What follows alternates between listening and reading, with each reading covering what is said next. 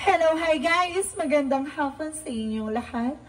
This is Chid Rodriguez from my channel, a faith healer, also mata reader. So ngayong hapon, natatagan natin na nagsasabihin sa'yo ng ating mga gabay. So this is a weekly gabay for the month of April 1 hanggang April 7 for the sign of Sagittarius. So Sagi, welcome sa my channel. Ano kayang messages, advices ng Spirit Guides ang ating masasagap for today's video? Kanina naman kayang energy o kaganapan sa buhay ng mga Sagittarius ang ating mahagilap. So guys, this reading is a general reading lamang, hindi lahat makaka-resonate. Kunin lamang po makaka-relate sa inyo and comment down below kung kaninong energy ang ating nasagap. And just don't forget to like and subscribe my channel and hit the notification bell for more videos update. Because let's see what is the messages, advices, the Spirit Guides ang ating masasagap for today's video. Let's see and watch this.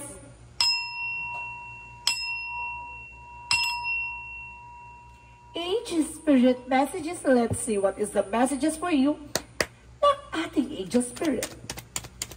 So there is an information with the Strength card, no?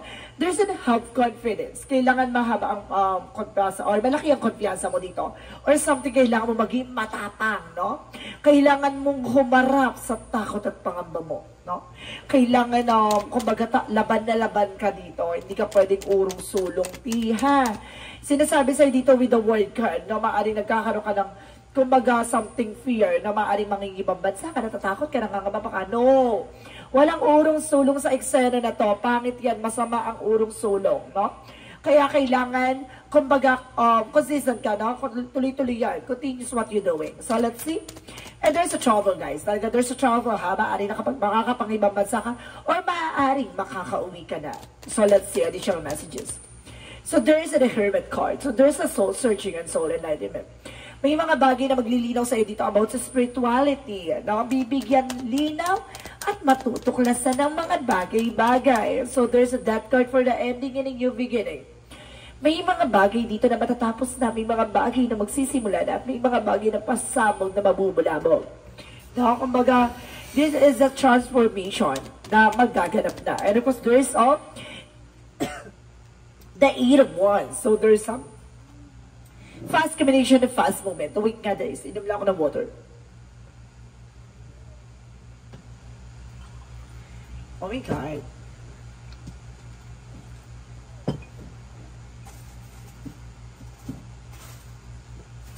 Okay, thank you. So there's an 8 of Wands, no?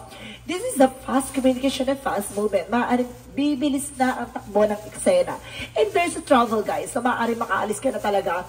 At this is the moment yung hinintay mo na maaaring, kumbaga, magdala sa'yo ng wish fulfillment. No? This is the fast communication and fast movement. And there's something messages on email coming in for you. There's an emperor. Now, this is a power by God. And there's an emperor for you mature enough and being grounded. No? Hindi pwedeng pabago-bago ng decision or pabago-bago ng isip, ha? Walang urong-sulong sa eksena na to. Kailangan laban na laban. So, let's see.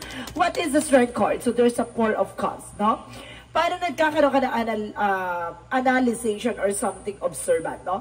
Parang, sinasabi dito, parang nag-iisip ka, no? Parang nagmumuni-muni ka na parang mayroong takot at pangamba, no?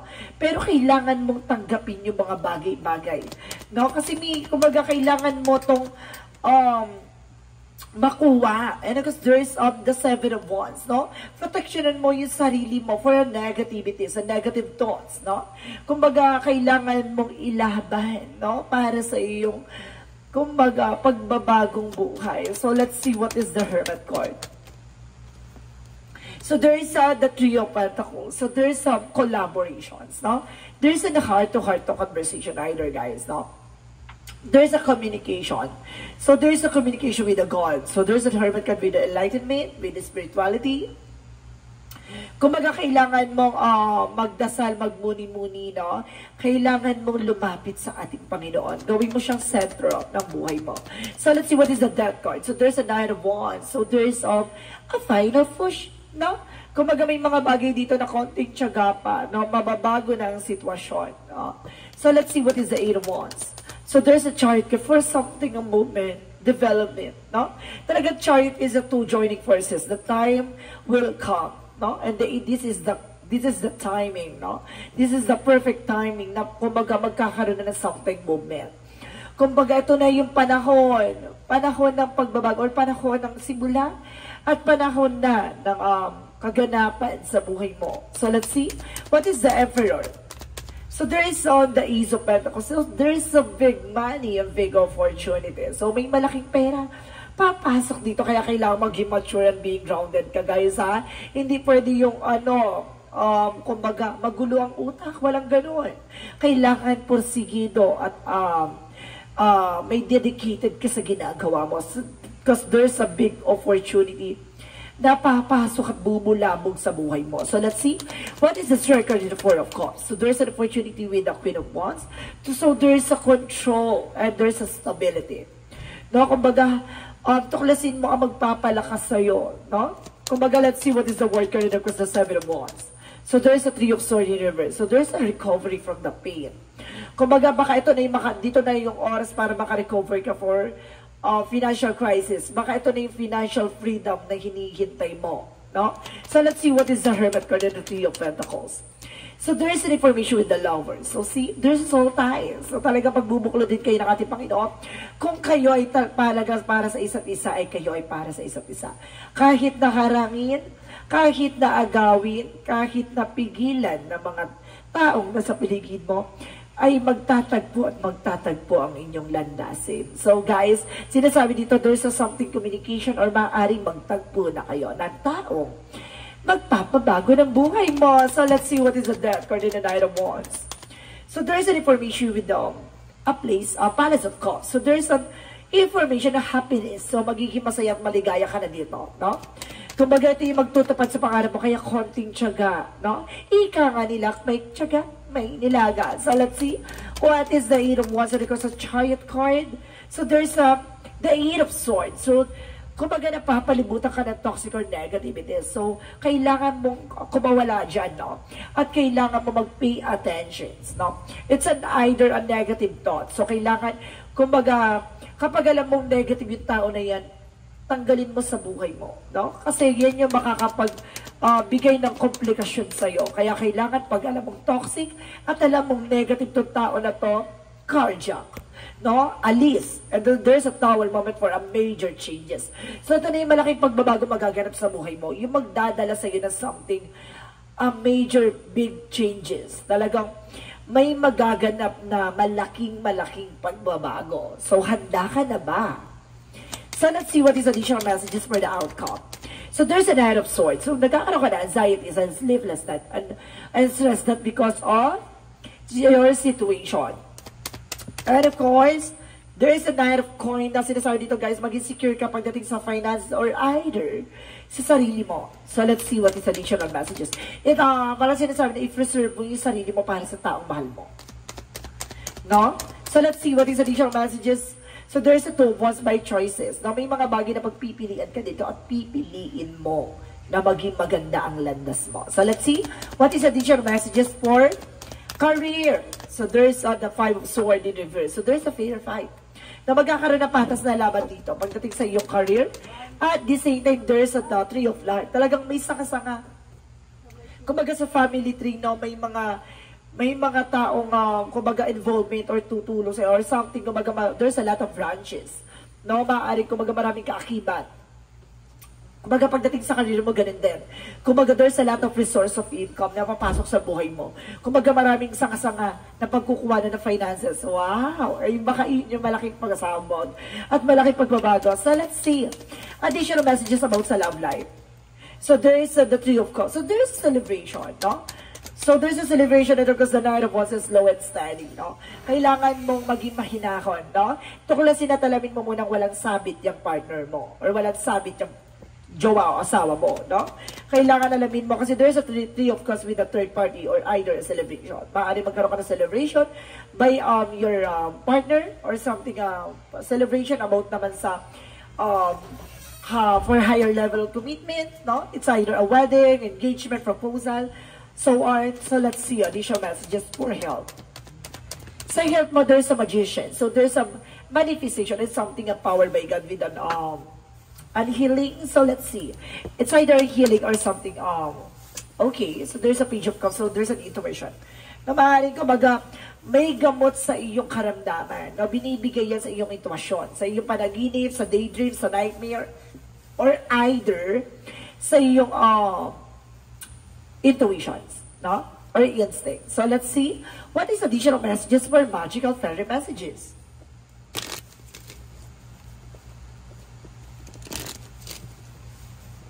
For magical fairy messages, guys. So let's see. And there is the holiday. So this coming holiday, the answer you're looking for can be found during a vacation, retreat, or holiday in gateway. So makikita mo raw ang kasagutan ngayong summer season. So let's see additional messages. So there is a spiritual teacher. May tutulong at may magtuturo sa about sa spiritual. No, kung magagawin mo sentro ang ating Panginoon pagdating sa love life, career, or finances mo, maaaring magkaroon ka ng masaganang buhay. Ito yung magpapabago sa sistema sa ginagawa mo dahil kumbaga binago ang paniniwala mo dito. So let's see what is the yin and yang oracle card. So there's represent the release. So may mga bagay dito guys na kailangan mo nang alisin, pakawalan. And there's a healing, I told you, so may healing talaga na magaganap. And there's rejections, na marunong ka dapat tumanggi, or marunong ka dapat, kumbaga, pakawalan, no? At alisin ang alam mong nagsisilbing balakid. So let's see, what is additional synchronicities?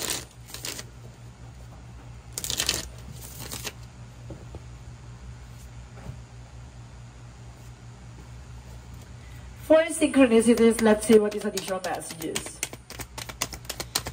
So there is the loss. Meron talagang pagkawala. No? Parang may mga bagay na nawala sa'yo, or may mga bagay na mawawala, or may mga bagay na maaalis. So kailangan mo maghanda. No? And there is a strength card. So kailangan mo talaga maging malakas at matibay, ha? And there is a protecting love. Protectionan mo ang pag-ibig mo, ang pagmamahal at kaligayahan mo. So let's see what is the angel's answer.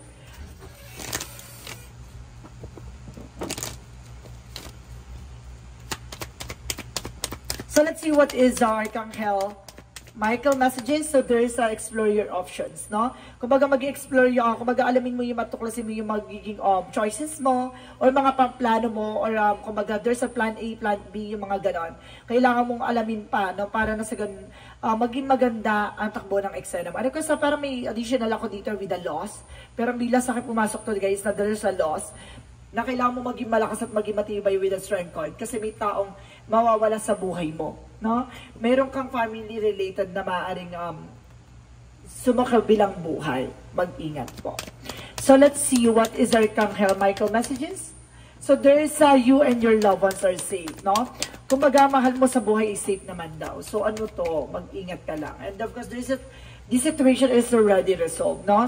Some of you guys na nasolusyonan na at natapos yung mga problema mo. Sa ibang Sagittarius, guys, natapos na kasi kumbaga nangyari na. And of course, there's a shield yourself, protection mo ang sarili mo. So let's see what is chakra messages.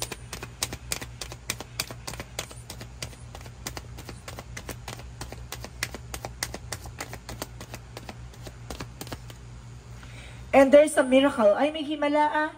Ibig sabihin, makakadlangan mo ang mangyayaring pagkawala ng iyong mahal sa buhay. Kaya magkakaroon ng healing. Oh my God! There's a spiritual path, so it means may taong gagawa para may masyegi. Oh my God! Mag-ingat po, ha? And there's a passion. Gawin mo yung mga bagay na hilig mo.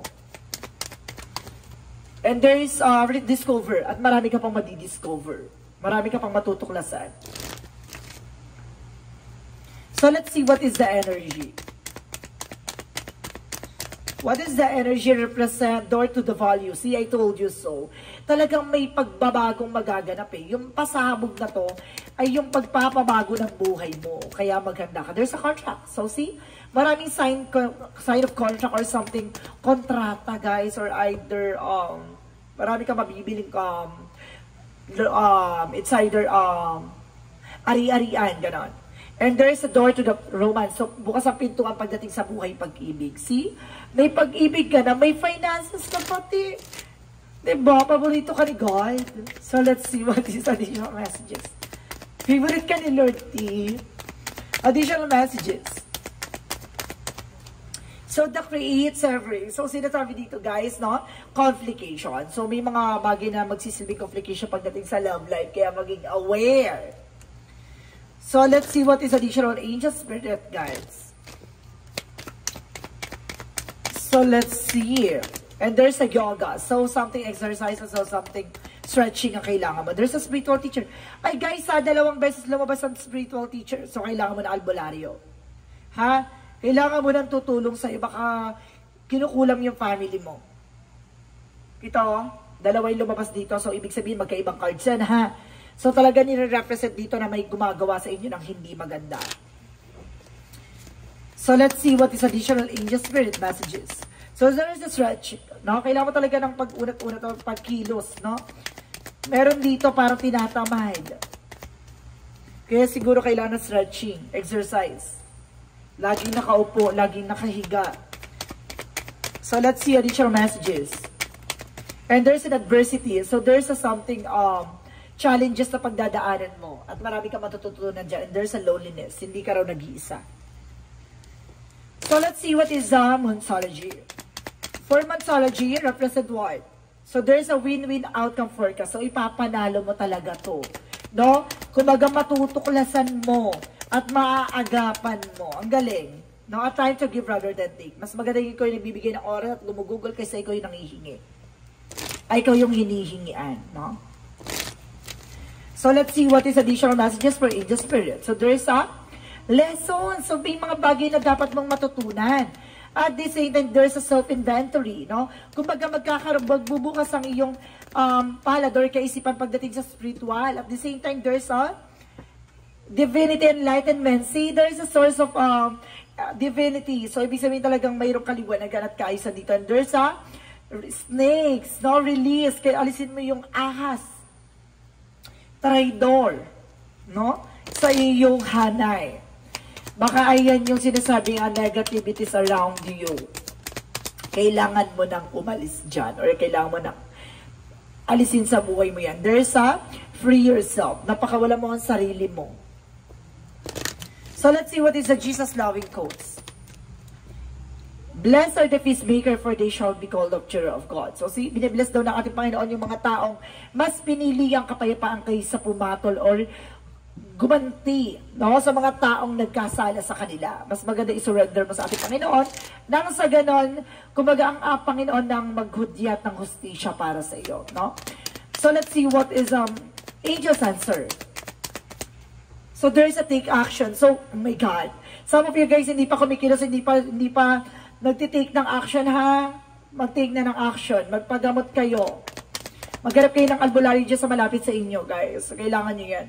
And there's a communication clearly. So, kailangan mo makipag-communicate ng maayos.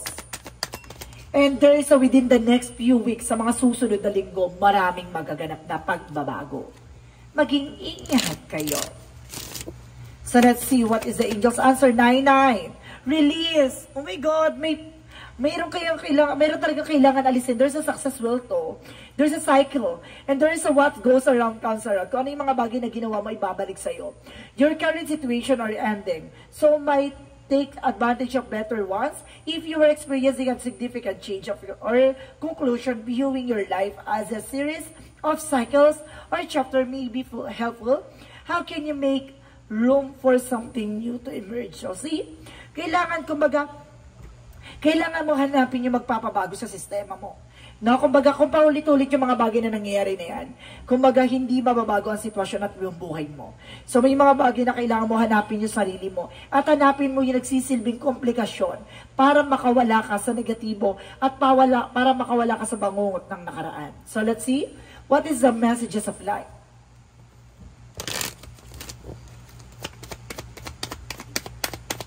Messages of life represents the inner sense, no? Today, as I quiet the noise of my mind, I become aware of the voice of my heart.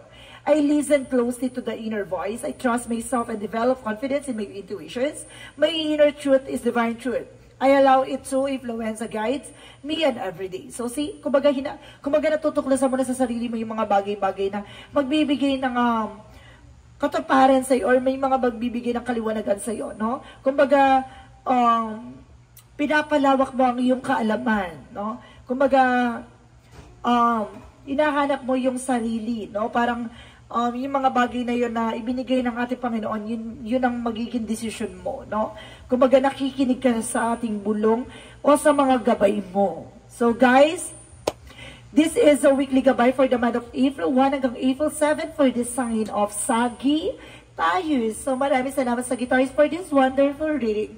So, this reading is a general reading lamang, hindi lahat makaka-resonate. Kunin lamang po makaka-relate sa inyo and comment down below kung kaninong energy ang ating nasagap. Maraming salamat guys and see you in the next video. Bye-bye and babush!